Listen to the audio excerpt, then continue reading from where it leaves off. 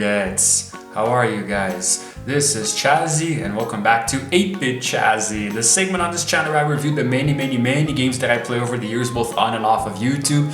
One of my most favorite segments here because I do love video games. You guys might probably know that from watching my content over the years, all the games that I play and stuff, you know, and I'm trying to fill up this playlist with more and more reviews. That's what I've been trying to do more lately, even though my channel has been suffering a bit from scheduling issues, which I'm going to be discussing later. You guys might notice that my upload schedule has been a tad inconsistent, but just a bit, okay? It's not too much inconsistency.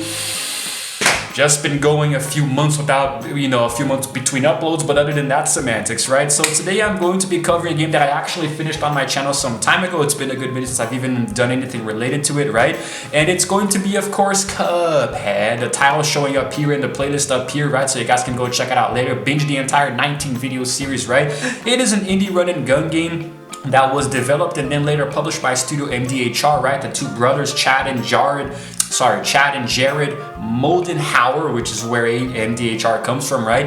This game right here is very unprecedented, man. It was released back in 2017 and still today finds itself being relevant, right? Because I do believe that there's been one HD remaster, there's been a DLC called The Delicious Last Course, even though there is nothing delicious about it, man. It is such an aggravating pile of freaking anger and rage, right? There's nothing that tastes good about that DLC there. By the way, fun fact, DLC, Delicious Last Course, even though DLC is actually downloadable content. But okay, let's talk about the game, right? Now, basically you control two brothers called Mugman and Cuphead who are actually on this quest to go through several different levels and boss fights so they can collect the soul contract so they don't have to give their souls to the devil, right? The game itself does not follow a very rigid narrative structure. It's kind of like, it's linear, but you can play it in a non-linear fashion as you go through each aisle, defeating the bosses to get their contracts and eventually face the devil himself, you know. There is an actual linear story, which is really cool. It's very nice, right? And you can collect powers and abilities to use against the enemies and different weapons and super abilities as well. And you can equip the limited number of these at a time, right? And you can use them to your advantage. You can have two different weapons that you can swap between. And it's mostly run and gun, but also, it's mostly boss fights, but also run and gun, right? So you literally go through the game shooting, from out of your fingers, and I think it's very awesome. However, this game is popular because of the difficulty spike. It's one of the hardest games in recent years, and it's funny because it looks so gorgeous, man. This whole 1930s rubber hole style of animation makes the game look so aesthetically pleasing. And even though it's difficult, right, the learning curve is actually very steep. You can pick up on it pretty easily, and it is very addictive. I don't know how to describe it. I have played this game several times throughout my life. I've beaten it, I think, 4 times, right? 2 of which were on YouTube, and the other time was just, the other time was just for the first time that I played it, then later just for fun again. I don't even know. I played this game way too much, right? It is awesome, and it was actually released back in the day. Right now it's available on Microsoft Windows and also Xbox One and PlayStation 4, Nintendo Switch, and Mac OS as well. But you can play it on the PS5 and Xbox Series X, I believe, right? And the Nintendo Switch too. It's really cool. It received universal critical acclaim. This game is awesome, and I'm going to be discussing it in depth, right? First, let's talk about the plot, right? A little bit of how the story structures itself. But before that, let's take a look at a little clip here from the game, a small preview.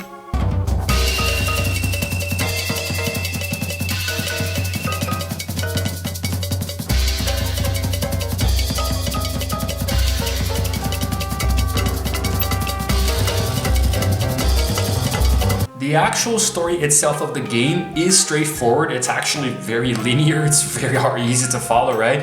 Basically, the brothers live in Equal Isle under the watchful eye of their elder Kettle, who's kind of like their grandfather figure, right? So they actually go and play at the casino and they roll snake eyes, and they don't actually know that the devil is behind the whole thing, and when he actually offers them a challenge, that's when they roll the snake eyes to lose, and then he wants to collect their souls, but then they say, no, please spare us. We are begging you on our knees for you not to suck out our souls.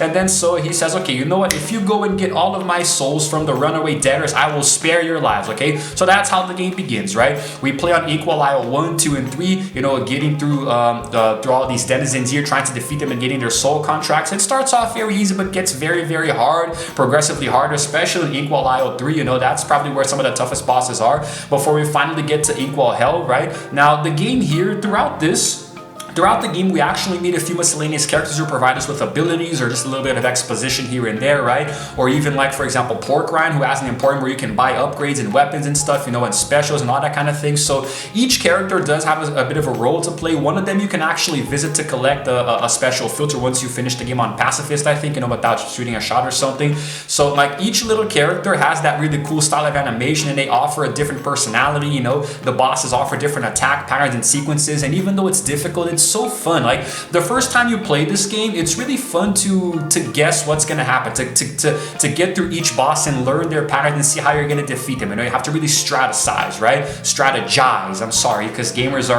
we're kind of dumb. We don't know vocabulary, okay? But we're also very smart. So, you know, this game here is really cool, man. And once you get to the end where you actually face off in the casino against King Dice, who's like the devil's right-hand lackey, right? This is a tough one because it's really difficult for you to get through it without, like, because if you die, you have to restart. You know, it's kind of like permadeath, but you restart in King Dice levels, right? You, even if you're at the very end, if you die once, you lose all your lives, you actually restart the level. You have permanent lives, you know. If you lose a level, you can keep trying it over and over and over again, but you essentially, like, you can, obviously, if you lose all your lives, you die, right? And it's funny because the game itself is, it motivates you to take on a challenge because there are usually 3 different difficulty modes for each boss, right? There's simple, there's normal, and then there's expert. I think it's normal, or is it regular? I'm pretty sure it's normal. Yeah, it's simple, normal, and expert, right? Expert, of course, being the hardest one. Playing the game on normal is how you can actually unlock, you know, I'm going to check it here because I'm pretty sure. Yeah, here we go. I said it right. It's simple, regular, and expert, which I said the first time. So regular is how you play the game normally to unlock all the other bosses and even get better ranks as well. So, and of course, you have to complete the game. You have to beat the bosses on regular to keep progressing. But at the very end, you don't even have the option of playing on simple. The King Dice and the Devil, they only have regular and expert difficulties, right? So, and there's also, aside from the run and gun levels, and also some of the boss fights have airplane sequences where you have to actually fly a little airplane, those really old timey planes, and shoot, right? It's very complex. You can also unlock super arts, you know, different abilities. So, like for example, a ghost that temporarily helps you punching stuff, or invincibility for a few seconds, or maybe this there's the other one too, which is what is it? I forgot what it's called. I think it's the one that I became invincible a lot, but there's also there's the milk thing where you shoot out a giant vat of milk, right? Each special offers something for you to switch up and keep using, and there are 6 different main weapons that you can also, you know, use for different effects. But I personally prefer, you know, the green one that it's like a guy got a missile, and also the one that loops back around, the jumbo rebound. I like that one too. So it's really nice, and there are some. The game actually plays itself from a top-down perspective, like in the original Super Mario games, and you can actually go through each one, right? It's really cool. You know, it has some secret areas here and there where you can find coins. The coins are the currency where you can buy stuff in Porkham's and Emporium. I believe that the game is actually structured very well. The way that it presents itself is really cool. And at the very end, you actually have the choice to either join the devil and get like the bad ending and become his lackeys there forever in hell and just burn up with him or whatever, or the good ending, which is how you fight and defeat him, and you know, everybody gets their souls back and they live happily ever after. But you know, that's how it is. And I won't talk about the DLC because that is irrelevant. I haven't even played it, right? So that's basically more or less how the game works, you know, like using different weapons to see what fits your needs better and whatnot, right? Each level has its own colorful aesthetic. I think that's really cool. So every time you're dying to a boss, you still feel good because it's just awesome to play, man. But anyway, let me take a little bit of a breather here and talk a little bit more about the development, production, and other miscellaneous things. But before that, one more clip here. Not one more, it's not the last one, but just another clip.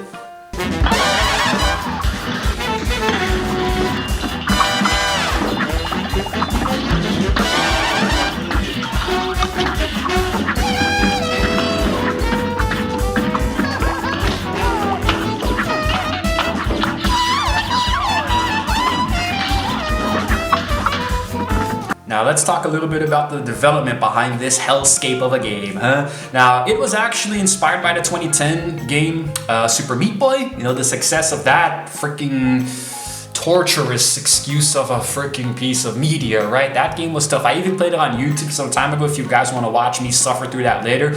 But the same kind of aesthetic and the line of thought of making it very difficult is what inspired the brothers, to put work into this game here. They began developing, the idea started way back in like 2000, way back in the aughts, like the early aughts, but they had to do a few other things to make it happen, right? It was really, really tough. They didn't have the tools to even put the game together back then, but they tried it, back in the thing with that stuff. I don't know what I'm saying anymore. Originally, it was actually run.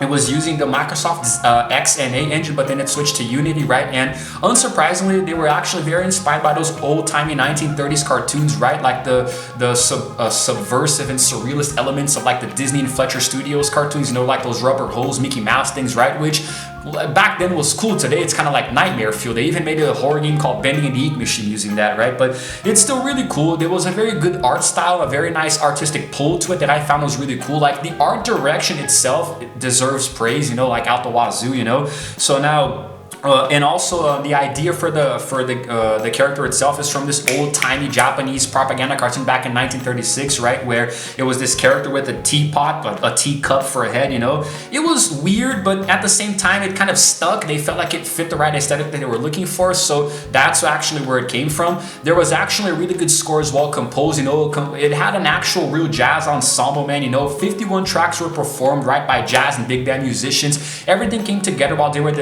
in the development cycle, and I think it's really cool because you can kind of see that the run and gun fundamentals mixed really well with what I believe to be a very, very unprecedented and unique style of animation, right? Like it's so innocuous, innocent, but at the same time it's very, very how can I say, it's almost kind of frightening in a way because some of the bosses do kind of resemble some scary things. They are a little bit of nightmare fuel, especially the devil himself, right? Because this kind of animation is very strange. You might think that a game that looks so good wouldn't be analogous, with something like a difficulty spike, but that's what makes it so charming, right? It's like, how does a cute aesthetic relate to Dark Souls level of difficulty in the game, right? That's why I use the word analogous, but at the same time it works. Everything fits. It's completely, I don't know, it's like this, it's almost like it feels retro, but at the same time modern in a sense, right? I think it was really nice. And a few other things here, like here we go. Like sometimes you might when you take damage, for example, you see like the character actually jumping up, and you feel the controller vibrating, and the screen kind of like edges out a little bit, to see that you're receiving damage. And like they actually they originally wanted to break the Guinness World Record for having the most amount of boss fights in the game with 30, because up until then Alien Soldier had a record for 25, right? And it's funny because it's almost like Cuphead is trying to resemble a game like that, and also Contra, while also having this aesthetic of like beautiful Katamari. It's so weird, man. I don't really freaking know. But now implementing all of this and the amazing visual design itself, and a limited number of staff, it made the game become such an underrated masterpiece. Guys, the brothers, they had to even remortgage their house to finance this freaking game. They put literally all of their heart and soul into it, and it became one of the most popular and most successful games of all time. It sold so much, right? And so what I think here is that there were also the animation techniques were similar to the cartoons that I mentioned earlier, but also here we go, I have some really cool stuff for you guys here. So because some of them have worked in graphic design before, they actually hand drew the animations and painted the backgrounds using watercolors, right? So these techniques were actually done later, were actually used for colorization in Photoshop. So that's why the game actually has a main menus feature where you can actually see the behind the scenes stuff. It's really nice if you actually have the time and patience for that, right? The frame rate is 60 frames per second, but the animation runs at 24 frames per second, which is kind of like the standard in American film, and also to kind of mimic that old style animation that we used to see back in those old cartoons, like I said, right? So they deliberately put human imperfections into their design as like to reflect, kind of like the perfectionism of modern digital art. That's what they said, So not modern digital art, modern pixel art. Sorry for that. And so it's really cool, man, right? Everything about the game, the design, the characters, and the personalities and the combat system, everything about it just feels really good, and how you can play at your own pace and have fun. But also, if you're like me or Markiplier or Jacksepticeye or PewDiePie, then you probably rage more than enjoyed it. But still, that's just how it is, man. Let me take another breather here and let's go into the final stretch, give my personal take on it. So another clip.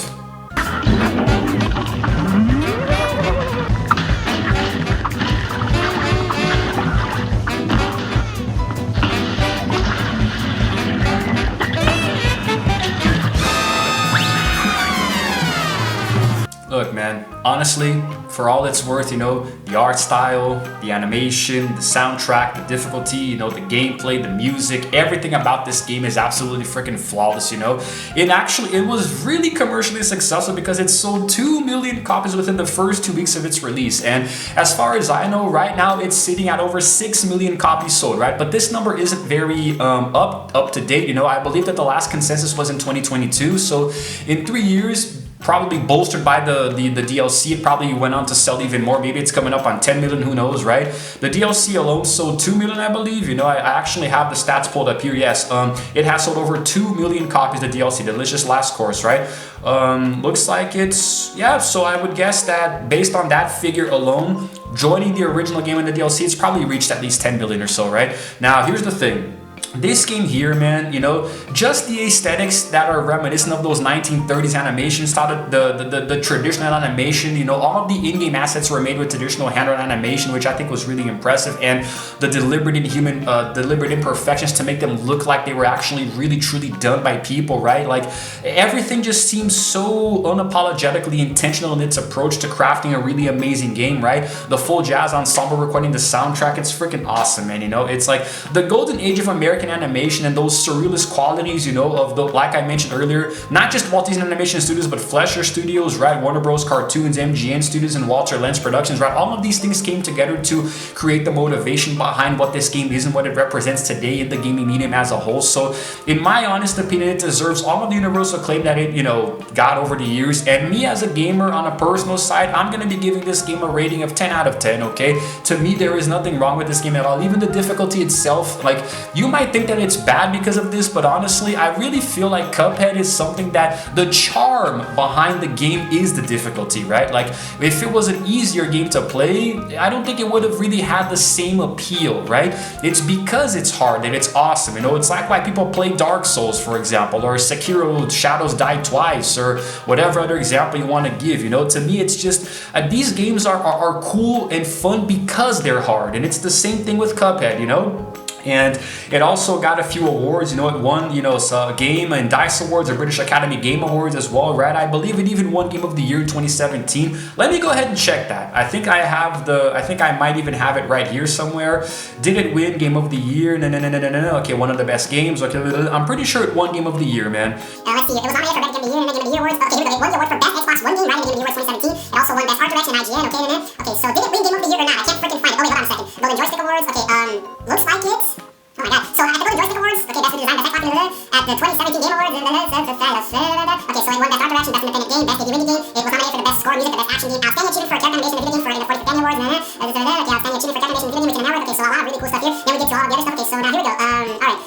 Alright, here we go. I finally got there. At the 21st Annual DICE Awards, it was nominated for Game of the Year, but it did not win, okay? And also Action Game of the Year, but it did win for Outstanding Achievement in Animation, okay? That's one right there on screen for y'all. It also won Outstanding Achievement in Art Direction. That is another one here on screen for y'all. And finally, it won Outstanding Achievement in Original Music Composition. That's another one showing up on screen there for you guys. Okay, so that's it, guys. It won too many other things. I don't want to talk about that, but it's all good. So that has been my review of Cuphead. I will apologize now at the very end if you guys notice that my personality might seem a little bit off or something. No, it's because it's been a while since I've recorded, so I kind of lost a little bit of my on-screen persona, my camera personality, let's say. So I'm still getting back into it, right? So I'm trying to record it, the new background, new aesthetic, and new lighting and different editing. So I'm going to see how it's going to turn out, okay? Hopefully you guys still enjoyed it, and I'm going to be taking a break actually from YouTube, which is ironic because I've already been kind of breaking it, you know?